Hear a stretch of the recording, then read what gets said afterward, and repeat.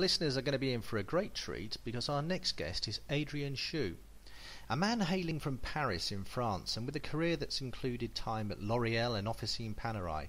He's now started his own luxury watch company in Hong Kong. Hi Adrien, for those that are not familiar with the Chinese Timekeeper, tell the listeners more about what you do. Good afternoon, Paul. Thank you for taking the time to talk to me this afternoon. The Chinese Timekeeper, it's a project that I started 2 years ago with in mind to create the first exclusive timepiece of Chinese heritage. The watch are 100% made in China, assembled in Hong Kong. They are portraying a Chinese design, a Chinese history, a Chinese manufacture, and they are trying to be a pride for the Chinese people. So that's a little bit what we're doing through a new collection of timepieces. Tell us a little bit more about what it's like owning and running a luxury brand in Hong Kong. To start any business in Hong Kong is a fantastic place. I mean, it's a very business-friendly place. Everything goes fast. The people mentality is always very positivism. Yes, you can do it. So that was a very good place for me to start the business. And when you talk about a luxury business, I mean, Hong Kong is all about luxury, and you have the best cars and the best wine and the best watches in the world. So it was very fortunate for me to be in Hong Kong and to start the business. Now to start a Chinese luxury brand was a bit more of a struggle in general because, well, I'm one of the very first person to go out there and say, well, we're proudly made in China, and yes, we have a good quality. Yes, we're a new brand. We have a long backing of history and legitimacy with the Chinese history behind us to create something unique. And that was a bit the difficult part, to get people's minds around it and say, yeah, it could be quality and it could be Chinese, and it could have an history and it could be Chinese. But Hong Kong was the good place to be, and we're very happy to be a Hong Kong Chinese brand today.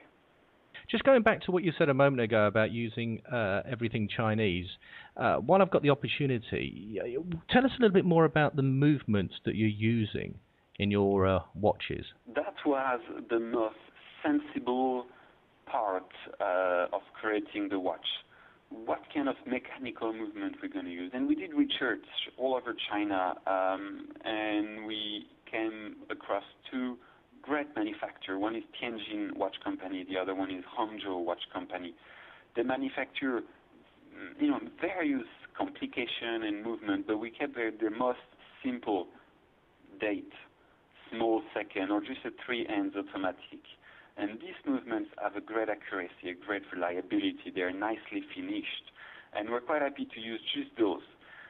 When you look into the greater part of Chinese movements and greater complications, tourbillon, perpetual calendar, then yes, the quality may not still be in par with Swiss and big brand names. But when you come back to easy complications, simple movements, I think the Chinese movements are very good, and I'm quite happy that the movements we're using in our watches are probably Chinese, and they are accurate, they're reliable, and they keep the time.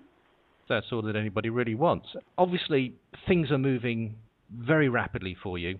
Your presence is growing day by day, hence obviously you appearing certainly on our radar and everybody else's. What's new in the world of the Chinese Timekeeper? We are 2 years old, almost. We've opened a boutique in Wan Chai in Hong Kong, in our hometown, and that's quite a significant move. I mean, Hong Kong rents are crazy, and all the brands are trying to fight for spaces, and we said, well, we're from Hong Kong, we need our own boutique to, show the world that we exist. But we also joined Basel World for the first time in March this year, where we launched our second collection, and it was a fantastic feedback from the customers, from the press, from the distribution all over the place. We carrying a few pieces, mostly our jade collection, and we are the only watch brand in the world today with grade A Burmese jade in the watches. And we know Chinese culture, jade is a very special stone for their, for the collections and for the meaning it represents. And we're quite happy with that collection. It's fantastic feedback. We also have a Chinese calendar with the zodiac sign. It's a 24-hour watch, and it's very unique and it's quite stunning. Collectors really fall in love with it quite easily. And voilà, these are the two new pieces we're really pushing a lot these days, and and great feedback. We are a Chinese brand, so we can play with the Chinese culture a bit more than all the other brands can, and that's our card. And if customers are looking for something slightly different, unusual for the Swiss-dominated industry, then we are.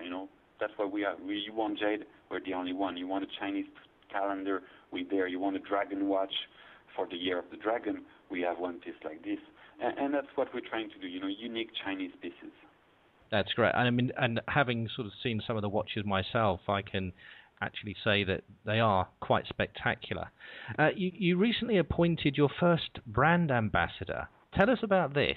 Yes, Derek Ting is, I met him quite recently, and I think we clicked very quickly. Derek and I, we share the same vision. He's from Hong Kong. He lived most of his life in New York, so he has, seen the best of both worlds. But he came back to Hong Kong to create, wrote, produce, and became the main actor of his movie to show that we can do a Hong Kong movie that appeals to the US, that appeals to Europe, to the rest of the world.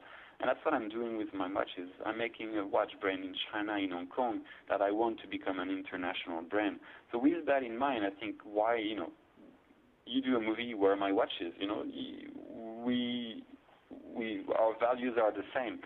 And he immediately, fell in love with the watches. He find the design of it fantastic, and the meaning behind the watch is very intriguing. So he's happily wearing my watches, and I think that's only the beginning of our partnership. With time goes by, I'm sure we will find more ways to work, closely together and do more things together. I know you're a very busy man, Adrien, so I'd like to thank you for taking some time out in this short interview. Is there anything else you'd like to say to the listeners? Well, first of all, thanks to you. I've always having a great time reading your magazine. I think it's very insightful for, with niche brands and more famous brands and the craftsmanship behind the product. I really take a lot of pleasure. And that's what I want to insist a little bit, is craftsmanship. We say the Chinese Timekeeper is proudly crafted in China. And I want to brush away a little bit the misconception that Chinese made is necessarily bad quality or mass production. If you look into it, there is plenty of things produced in China now with great quality of finishing, great quality of craftsmanship, and uniqueness. Silk is an example, porcelain another. The jade and the work of jade comes to my mind because I'm using a lot of jade in my watches now.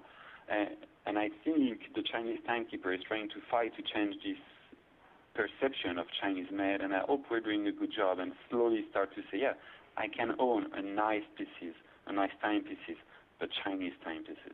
And that's what the Chinese Timekeeper stands for, quality and Chinese quality.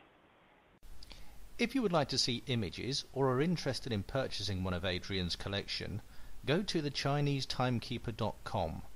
Now let's take a short musical break, and we'll be back with an interview we conducted with David Hart, the man behind the £3 million solid gold speakers.